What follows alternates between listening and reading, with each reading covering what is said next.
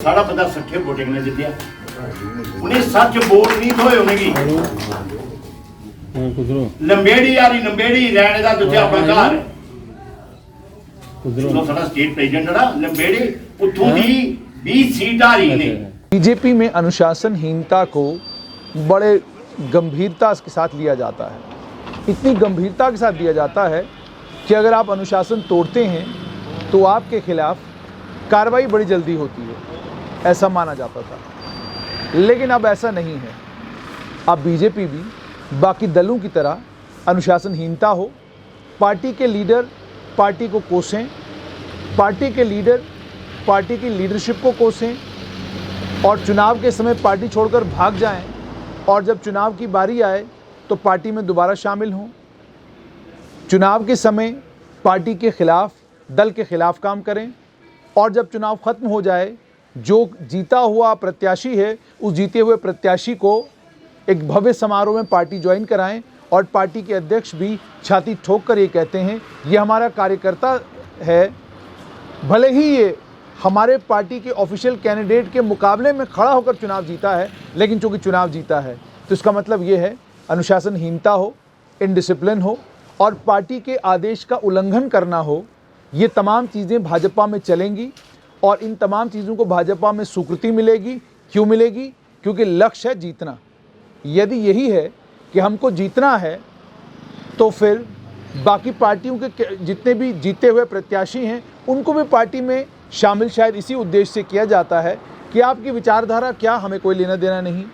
आप अलगाववादी विचारधारा के हैं या आपकी विचारधारा राष्ट्रवादी है, आप जीत जाएं तो आप हमारी पार्टी ज्वाइन कर सकते हैं। ये मैं इसलिए कह रहा हूं क्योंकि भारतीय जनता पार्टी के नेताओं ने पिछले दिनों डीडीसी के चुनाव में जो पार्टी का प्रत्याशी था उस प्रत्याशी के खिलाफ काम ही नहीं किया बल्कि उसको हराया भी, उसकी हार को सुनिश्चित भी किया। ये सब कुछ डीडीसी के चुनाव में देखने को मिला। भारतीय जनता पार्टी के नेता, पूर्व पीएचई मंत्री मढ़ क्षेत्र से भारतीय जनता पार्टी का जो ऑफिशियल कैंडिडेट था उस ऑफिशियल कैंडिडेट के मुकाबले में एक प्रत्याशी उतारा गया और उसकी जीत को सुनिश्चित भी किया गया। ज़रा सुनिए, भारतीय जनता पार्टी के दिग्गज नेता एक जगह जनसभा को संबोधित कर रहे हैं और अपने संबोधन में क्या कुछ कह रहे हैं। वो बदनामी दिखी है, वो सोचते नहीं कि कोशिश करी कि तक लाइव किया जाए।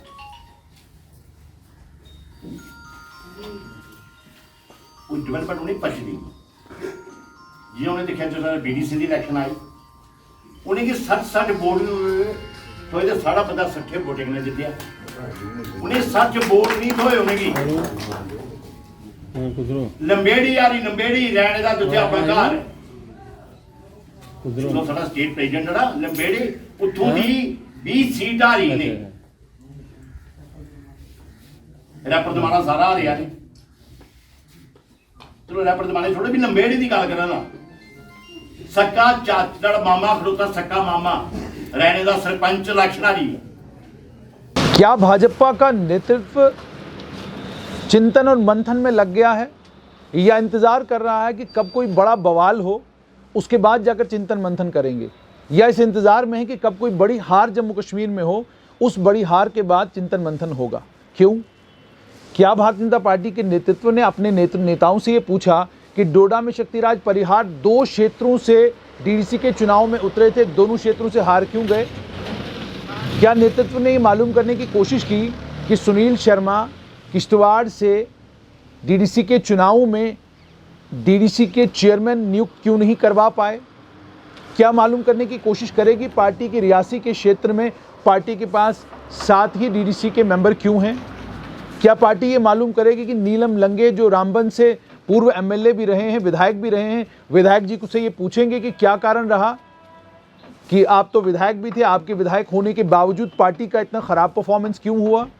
क्या मालूम करने की कोशिश करेंगे कि कश्मीर संभाग में कितना भी चिल्ला के आप ये कहें कि हमने बहुत कमाल का काम किया है, लेकिन सत्य तो ये है कि आपके पास 3 डीडीसी के जो जीते हुए कैंडिडेट हैं और वो 3 भी बड़ी मुश्किल के साथ वहाँ पर डीडीसी के चुनाव में जीते हैं। ये सब सत्य है, इस सत्य को हमें बर्दाश्त करना पड़ेगा। अब दाएं बाएं से साम दाम दंड भेद का प्रयोग करके अपनी पार्टी में दाएं से कैंडिडेट ले आना, बाएं से जीते हुए प्रत्याशी को ले आना, कितनी देर वो रहेंगे? और कितने और क्या वो पार्टी की विचारधारा के साथ वैसे जुड़ेंगे जिस तरीके से वो लोग पार्टी की विचारधारा के साथ जुड़े हुए हैं जो सालों से भारतीय जनता पार्टी का अपने आप को कार्यकर्ता कहते हैं?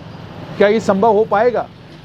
क्या पार्टी मंथन करेगी कि हमें आगे उस रास्ते पर चलना है जिस रास्ते पर चलकर कांग्रेस का आज ये हाल हुआ है कि उनके पास जम्मू संभाग में नेतृत्व ही नहीं?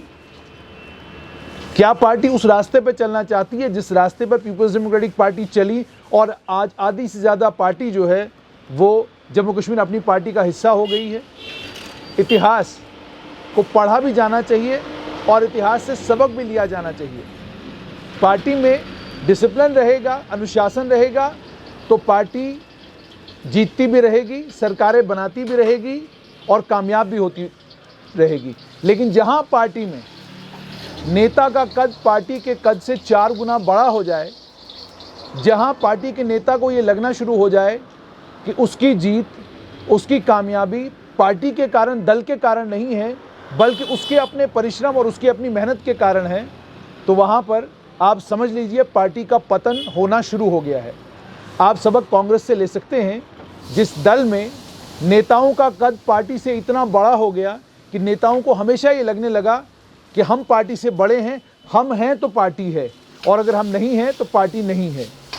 नतीजा ये निकला कि पार्टी कमज़ोर होती गई, कार्यकर्ताओं को मौका नहीं मिला, दाएं बाएं से लोग आकर पार्टी ज्वाइन करते रहे और वो सत्ता का सुख भोगते रहे। और आज कांग्रेस की क्या हालत है, कांग्रेस की पूरे देश में क्या पोजीशन है, वो आप सभी लोगों को भलीभांति मालूम है। इन अनुशासनहीनताओं को यदि गंभीरता के साथ बीजेपी नहीं लेती तो इतिहास जैसे बन रहा है वैसे इतिहास बनने में भी समय नहीं लगेगा।